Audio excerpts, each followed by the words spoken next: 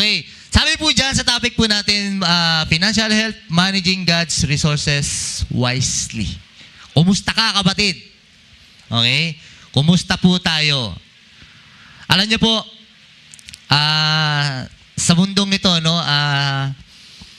dito po minsan nagkakaroon ng problema ang bawat isa. Lahat po tayo dito, ako po, yung mga lingkod po ninyo, yung mga leaders natin. Lahat po tayo nararanasan po natin yung may mga panahon na nangangailangan po tayo ng, lalo na yung kaperahan, di ba? So, yan talaga ang problema ng lahat ng tao.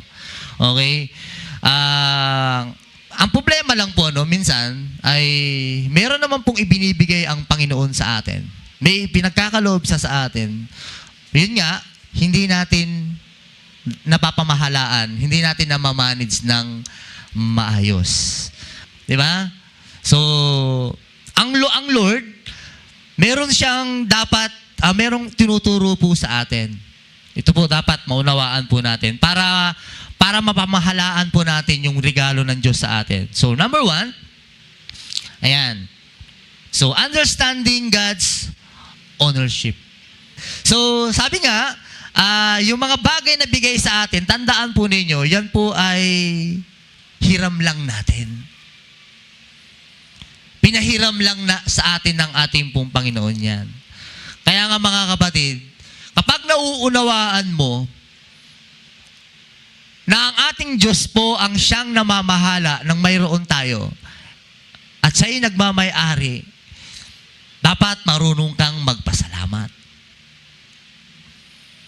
Dapat marunong kang magbalik ng para sa Kanya. Magsauli ng para sa Kanya. Nang nararapat. So, trust in God's provision.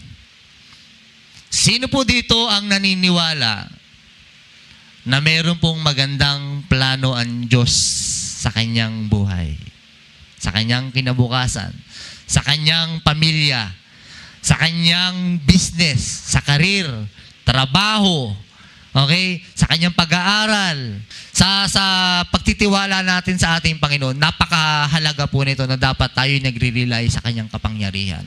Na dapat tayo po ay naniniwala sa kanya pong mga salita. Pinangahawakan po dapat natin yung kanyang mga salita. Napaka-importante po dito yung pananampalataya. Yung faith po natin bilang mga Kristiyano. Living as faithful steward. Di ba? Ang ibig sabihin lamang po nitong, yung pinupunto lang po nito ng Lord sa atin. Yung ipinagkaloob sa iyo ng Panginoon, pinagkatiwala sa iyo ng ating Panginoon, sikapin po natin yan, yan po ay gagamitin natin para sa kanyang kaluwalhatian. Kapag hindi mo yan ginamit, baka pwedeng bawiin ng Lord yan. Baka pwedeng mawala yan sa iyo. Kasi alam niyo po, sa mundong ito, yung po mga nalalasap po nating mga magagandang, meron kang magandang damit, mayroon kang magandang trabaho.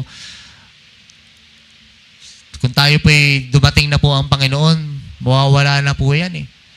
Kamusta po yung eternal life natin? Di ba? So, okay, ito na po yung last. Kamusta naman po kaya yung pagkakaroon natin ng ito pong tinatawag po nito, to practice generosity. Generous ka ba? Giver ka ba? Panghuli po, sabi po rito, commit everything you do to the Lord, trust Him, and He will help you. Okay? I-commit daw po natin ang ating mga sarili at magtiwala tayo sa ating pong Panginoon.